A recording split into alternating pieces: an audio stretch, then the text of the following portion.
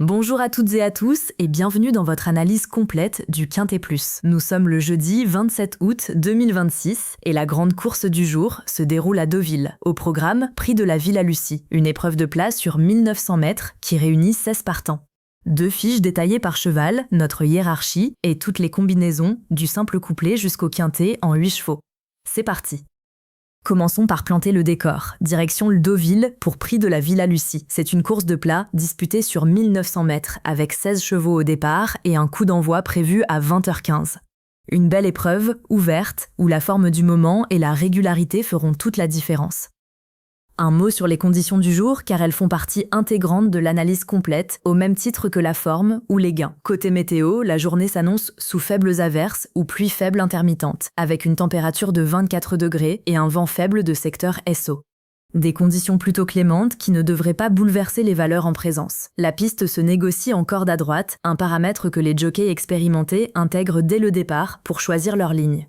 Sur 1900 mètres, l'équilibre entre vitesse et endurance sera déterminant dans la dernière ligne droite. Un mot capital sur les poids, car nous sommes sur un handicap. Il s'échelonne de 50 et 1,5 kg à 60,5 kg. En haut de l'échelle, le numéro 1, Zeloro, porte la charge maximale, ce qui peut le faire craquer dans les derniers mètres. À l'autre bout, le numéro 16, Alkidan, bénéficie de la décharge la plus favorable. Tout l'art du handicapeur est de rendre la course indécise. Côté valeur officielle, l'écart va de 33 à 42 points. Un lot resserré où la forme du moment comptera autant que la classe pure. Autant de facteurs de contexte qui s'ajoutent aux chiffres réels des chevaux. Avant les pronostics, un mot sur la méthode car elle vient de s'enrichir considérablement. Notre analyse croise désormais 8 piliers. La forme récente, mais pas seulement la place à l'arrivée. L'écart réel au vainqueur en longueur. Un 7e battu d'une demi-longueur n'a rien à voir avec un 7e battu de 15 longueurs et la musique seule ne fait jamais cette différence. Le détail complet des 5 dernières sorties. Date, hippodrome, distance, terrain. L'aptitude, a-t-il déjà réussi sur cette distance, sur cette piste? La fraîcheur, jour de repos, montée ou descente de catégorie. Les statistiques réelles de son jockey sur 90 jours. Les gains, la régularité et la valeur officielle. Les conditions du jour. Et enfin nos 30 000 courses d'historique pour retrouver les confrontations directes. En combinant ces 8 regards, nous dégageons une hiérarchie fiable et des combinaisons solides. Un mot maintenant sur un angle que la musique seule ne montre jamais. Est-ce que certains de nos partants du jour se sont déjà retrouvés sur la même ligne de départ? En croisant l'historique réel de notre base de données Note PMU, nous avons retrouvé 37 courses où au moins 2 d'entre eux étaient déjà réunis. Le plus parlant concerne justement notre base, le numéro 4, Seona. Face au numéro 8, le 11 août 2026 à Deauville, c'est Seona qui avait fini devant. Un signal direct qui renforce notre confiance. Ces confrontations éclairent l'analyse d'un jour très concret. Voir qui a réellement battu qui, plutôt que de comparer 2 musiques sur le papier. Penchons-nous maintenant sur le numéro 4, Seona. C'est une femelle de 4 ans, fille de Sabac. Sa forme récente reste à confirmer, mais il garde des arguments. Regardons sa dernière sortie de près, car elle en dit long. C'était le 10 août à Deauville-la-Touque sur 1900 mètres. Il a terminé à la 3e place sur 16 partants, battu de 5 longueurs environ. Cette fois-là, il n'y était pas. Le terrain était annoncé PCF lente. Sur ses 5 dernières courses, il affiche une place moyenne de 5,4, avec un meilleur résultat à la 3e place. Et surtout, la courbe monte. Ces 2 dernières sorties sont nettement meilleures que les précédentes. Côté fraîcheur, 17 jours de repos. C'est le rythme de course idéal. Il s'élance de la corde 15, plutôt excentré. Il devra négocier ses premiers mètres intelligemment. Voyons maintenant ce qui plaide pour et ce qui plaide contre le numéro 4, Seona. Sur cette distance, son bilan est correct sans plus. 4 places en 12 tentatives. Il connaît la piste, 2 places en 2 sorties à Deauville. Aux commandes, c'est Desmoureaux totalise 68 victoires en 424 montes sur les 90 derniers jours, soit 16% de réussite et 37% de top 3 sur cet hippodrome en 200 montes sur un an. Autrement dit, un homme en pleine réussite en ce moment. Sur sa carrière, 2 victoires et 17 places en 22 courses, soit 77% de réussite dans les 3 premiers et 27 000 € encaissés cette saison. Face aux autres partants du jour, 7 confrontations dans notre historique. Il a fini devant 7 fois. En résumé, sélectionné pour sa forme ascendante et ses 7 confrontations gagnées contre le champ, Seona montre une constance sur 1900 mètres et à Deauville, où elle a déjà brillé. Son poids raisonnable renforce son potentiel. En clair, c'est notre base numéro 1, le cheval que nous plaçons sur absolument tous nos tickets, du couplet au quintet. Penchons-nous maintenant sur le numéro 8, Saint-Aquilin. C'est un Hongre de 5 ans, fils de Le Havre. Sa forme récente reste à confirmer, mais il garde des arguments. Regardons sa dernière sortie de près, car elle en dit long. C'était le 10 août, à Deauville-la-Touque, sur 1900 mètres. Il a terminé à la 5e place sur 16 partants, battu d'une dizaine de longueurs. Cette fois-là, il n'y était pas. Le terrain était annoncé PSF lente. Sur ses 5 dernières courses, il affiche une place moyenne de 4,8, avec un meilleur résultat à la première place. Et surtout, la courbe monte. Ces 2 dernières sorties sont nettement meilleures que les précédentes. Côté fraîcheur, 17 jours de repos. C'est le rythme de course idéal. Il part de la corde 9, une position neutre. Voyons maintenant ce qui plaide pour et ce qui plaide contre le numéro 8, Saint-Aquilin. Sur cette distance, son bilan est correct sans plus. 3 places en 15 tentatives. Il connaît la piste, 1 place en 4 sorties à Deauville. Aux commandes, F. Veuron totalise 8 victoires en 150 et 1 monte sur les 90 derniers jours, soit 5% de réussite et 22% de top 3 sur cet hippodrome en 40 montes sur un an. Sur sa carrière, 6 victoires et 20 places en 33 courses, soit 60 et 1% de réussite dans les 3 premiers et 48 000 € encaissés cette saison. Face aux autres partants du jour, 6 confrontations dans notre historique. Il a fini devant 5 fois. En résumé, Saint-Aquilin bénéficie d'une récente victoire à Mont-de-Marsan et d'un bon rendement du jockey Veyron, 22% de top 3 à Deauville. Son poids modéré et sa forme en hausse le placent parmi les favoris. Pour nous, il fait partie des chevaux de confiance à associer systématiquement avec notre base dans les tiercés et les quartés. Penchons-nous maintenant sur le numéro 1, Zéloro. C'est un Hongre de 5 ans, fils de Zelzal. Sa forme est solide, un victoire et un accessit sur ses dernières sorties. Regardons sa dernière sortie de près, car elle en dit long. C'était le 10 août, à Deauville-la-Touque, sur 1900 mètres. Il a terminé à la 6e place sur 16 partants, battu d'une dizaine de longueurs. Cette fois-là, il n'y était pas. Le terrain était annoncé PSF lente. Sur ses 5 dernières courses, il affiche une place moyenne de 3,4, avec un meilleur résultat à la première place. Côté fraîcheur, 17 jours de repos. C'est le rythme de course idéal. Il part de la corde 7, une position neutre. Voyons maintenant ce qui plaide pour et ce qui plaide contre le numéro 1, Zéloro. Sur cette distance, son bilan est correct sans plus. 1 place en 3 tentatives. En revanche, 4 passages à Deauville sans jamais figurer à l'arrivée. Sur le papier, c'est sur la piste en sable qu'il s'exprime le mieux. Aux commandes, M. Guillon totalise 48 victoires en 335 montes sur les 90 derniers jours, soit 14% de réussite et 41% de top 3 sur cet hippodrome en 183 montes sur un an.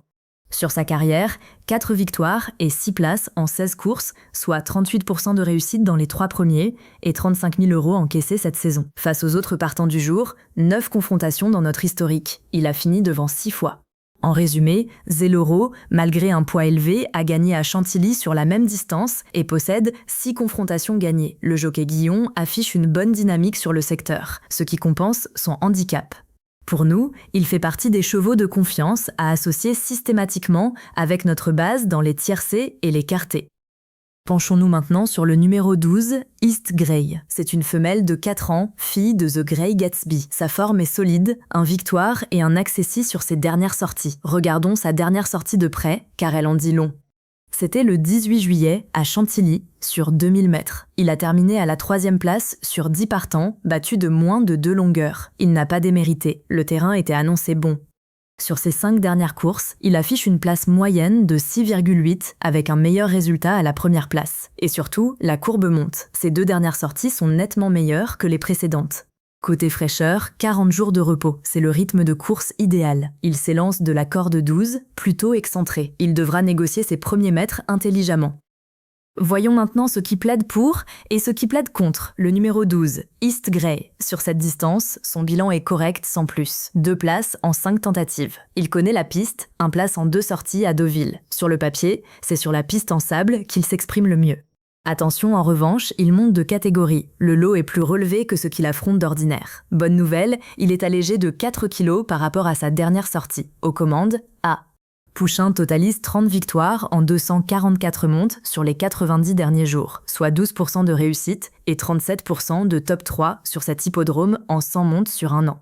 Sur sa carrière, 3 victoires et 4 places en 10 courses, soit 40% de réussite dans les 3 premiers et 11 000 € encaissés cette saison. Face aux autres partants du jour, 3 confrontations dans notre historique. Il a fini devant 1 fois.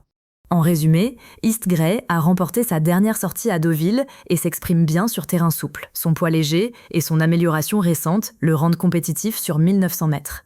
C'est un excellent complément. Nous le retiendrons pour étoffer nos quartés et nos quintés, là où il peut faire la différence. Penchons-nous maintenant sur le numéro 14, Rakeb. C'est un Hongre de 6 ans, fils de Woutan Bassett. Sa forme est solide, un victoire et 2 accessis sur ses dernières sorties. Regardons sa dernière sortie de près, car elle en dit long. C'était le 20 juillet, à Vichy, sur 2000 mètres.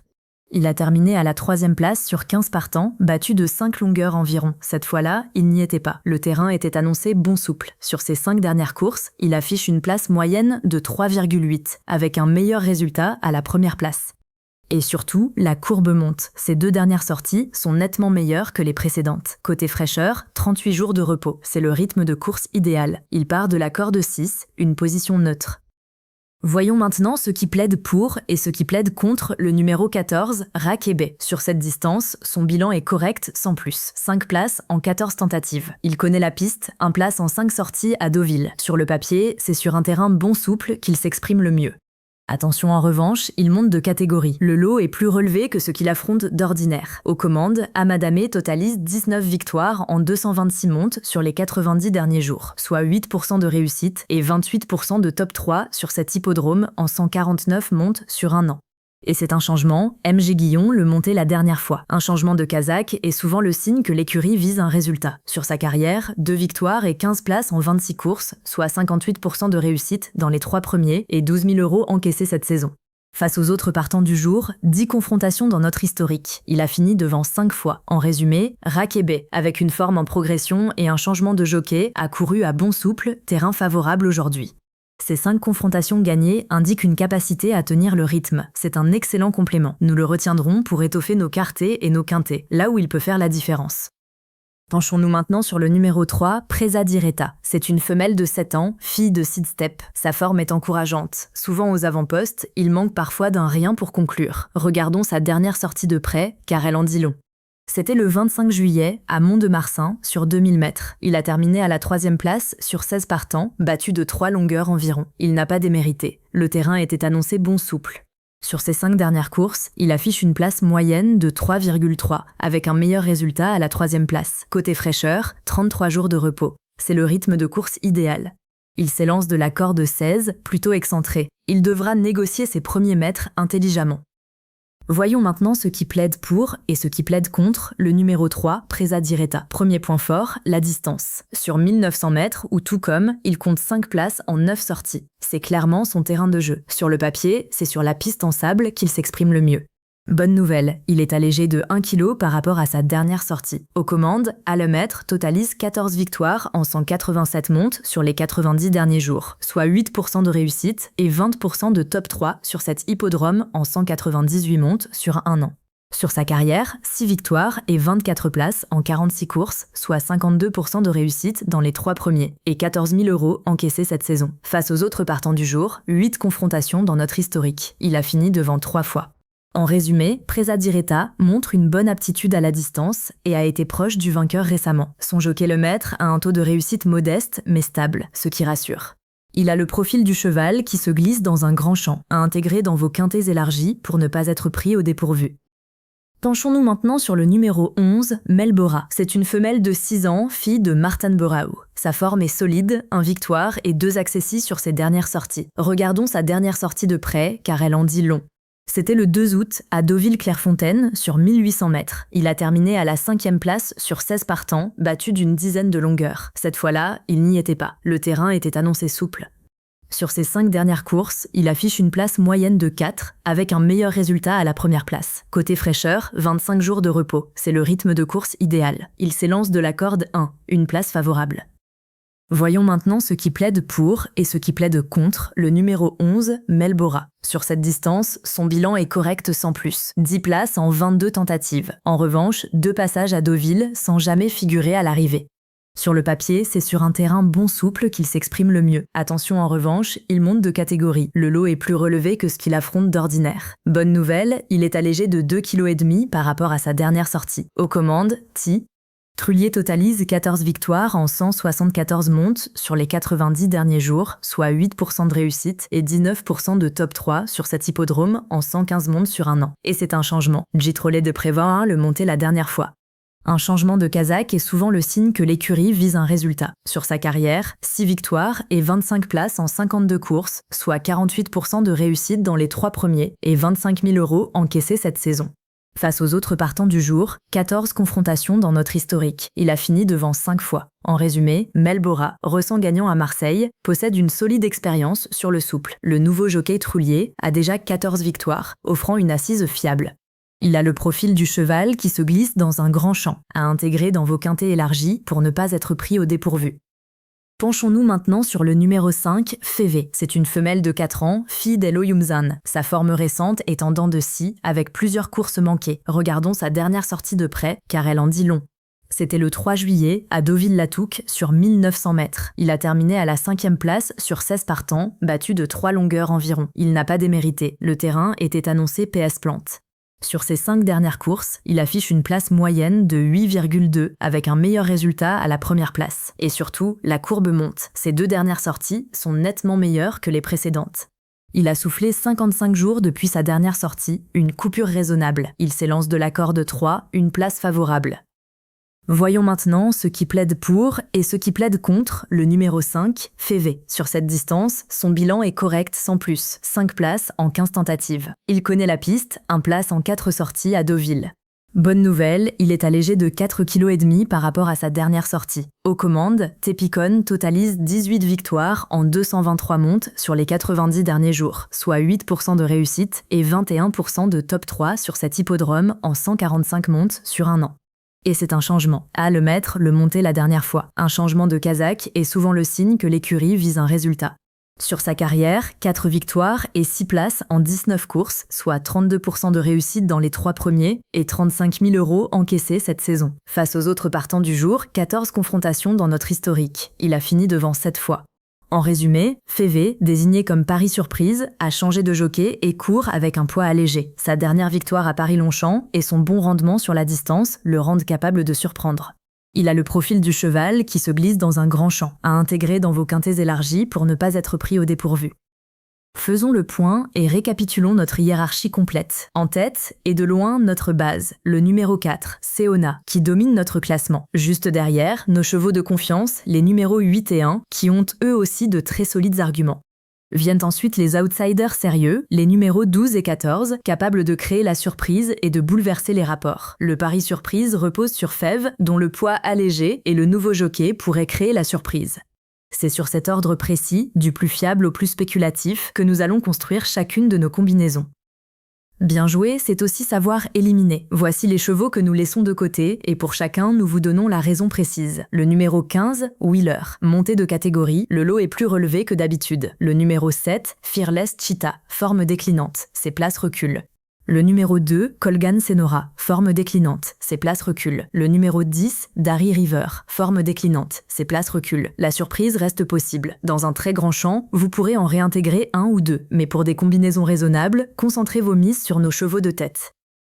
Avant de passer aux combinaisons, quelques chiffres qui en disent long sur cette épreuve. La dotation totale de la course s'élève à 50 000 €, dont 25 000 € pour le seul vainqueur. Avec 16 chevaux au départ, la concurrence est réelle. Un chiffre à retenir, Trullier a déjà disputé 52 courses avec le numéro 11, Melbora, l'expérience du duo la plus solide du peloton. Côté profil, le peloton s'étale de 4 à 7 ans pour 7 femelles, 8 hongres, 1 mâle. En moyenne, chaque cheval a déjà rapporté 20 000 € cette saison, un indicateur du niveau global de l'épreuve. Autant d'éléments qui confirment l'intérêt de bien construire son jeu plutôt que de miser au hasard. Un angle que presque personne ne regarde sérieusement et qui pèse pourtant lourd, la forme des hommes, pas seulement celle des chevaux. Nous avons calculé sur les 90 derniers jours et sur des milliers de courses réelles le pourcentage de victoire de chaque jockey engagé aujourd'hui. En tête, c'est Desmoureaux, associé au numéro 4, Seona, 68 victoires en 424 montes, soit 16% de réussite et 42% de présence dans les 3 premiers. Juste derrière, Elbaïs sur le numéro 15, avec 15% de victoire. Ce n'est évidemment pas le seul critère, mais un jockey en confiance saisit les ouvertures qu'un jockey en méforme laisse passer. Nous en tenons compte dans notre hiérarchie. Avant de passer au jeu, soyons transparents sur ce qui départage nos 5 premiers. Chaque point attribué repose sur une donnée vérifiable, jamais sur une impression. Pour le numéro 4, Seona, à son crédit, jockey en très grande forme et aime cet hippodrome. Pour le numéro 8, Saint-Aquilin, à son crédit, forme ascendante et rythme de course idéal. Pour le numéro 1, Zelloro, à son crédit, à l'aise sur la distance et jockey en forme. Pour le numéro 12, East Grey, à son crédit, battu de peu la dernière fois et aime cet hippodrome. Pour le numéro 14, Rakieb, à son crédit, forme ascendante et à l'aise sur la distance. Vous avez donc, noir sur blanc, la raison de chaque position dans notre classement. Libre à vous d'ajuster selon votre propre lecture de la course. Place maintenant aux combinaisons. Tout commence par la base. Le numéro 4, Seona. C'est notre pilier, le cheval que nous plaçons dans toutes nos combinaisons, du couplet au quintet. Si un seul cheval doit figurer sur tous vos tickets, c'est celui-là. Pour le pari le plus simple, le couplet, nous associons nos 2 meilleurs chevaux, le numéro 4 et le numéro 8. Un doublé resserré, idéal pour viser les 2 premières places avec une mise réduite et de belles chances de réussite. Pour le tiercé, 2 options. En version resserrée, 3 chevaux, 4, 8, 1. Et pour sécuriser, on élargit à 5 chevaux, 4, 8, 1, 12, 14. Jouez-les en désordre pour multiplier vos chances de toucher dans les 3 premiers. Pour le quartet, nous montons à 5 ou 6 chevaux, toujours autour de notre base. Le champ idéal, 4, 8, 1, 12, 14, 3. 6 chevaux pour 4 places à trouver, un excellent compromis entre coût et sécurité. Et voici le Graal, le quintet. Pour maximiser vos chances sur les 5 premiers, nous proposons un champ progressif, en 6 chevaux pour les budgets serrés. 4, 8, 1, 12, 14, 3. 11 scènes chevaux pour plus de sécurité. Et en version complète, 8 chevaux. 4, 8, 1, 12, 14, 3, 11, 5. Plus le champ est large, plus la mise grimpe, mais plus vos chances de décrocher le quintet augmentent. Enfin, pour les joueurs audacieux, notre coup de poker, le numéro 5, Févé, un cheval capable de créer la surprise et de faire exploser les rapports, à glisser dans vos grands champs ou à tenter en outsider sur un ticket plus risqué. Un dernier conseil, le plus important, adaptez votre jeu à votre budget. Petite mise, couplet et tiercé resserré autour de notre base. Budget moyen, quartet en 5 ou 6 chevaux. Plus ambitieux, quintet en 7 ou 8, en gardant à l'esprit que la mise grimpe vite. Et 2 règles d'or, notre base sur chaque ticket et ne jouez jamais plus que ce que vous pouvez vous permettre de perdre. Récapitulons votre jeu du jour. La base, le numéro 4. Le couplet, 4 et 8. Le tiercé jusqu'à 5 chevaux. Le quartet en 6 chevaux. Et le quintet jusqu'à 8 chevaux. À vous d'adapter selon votre budget. Resserrez pour viser gros, élargissez pour sécuriser. Voilà pour l'analyse complète de ce quintet. Écart réel au vainqueur, détail des 5 dernières sorties, aptitude à la distance et à la piste, fraîcheur, statistiques de jockey sur 90 jours, gain, régularité, conditions du jour et confrontation directe retrouvée dans notre historique note PMU. Nous avons croisé 8 regards différents pour vous donner la vision la plus complète possible. J'espère qu'elle vous sera précieuse. Abonnez-vous pour ne rien manquer et rendez-vous demain pour le prochain quintet. En attendant, jouez avec modération et bonne chance à toutes et à tous.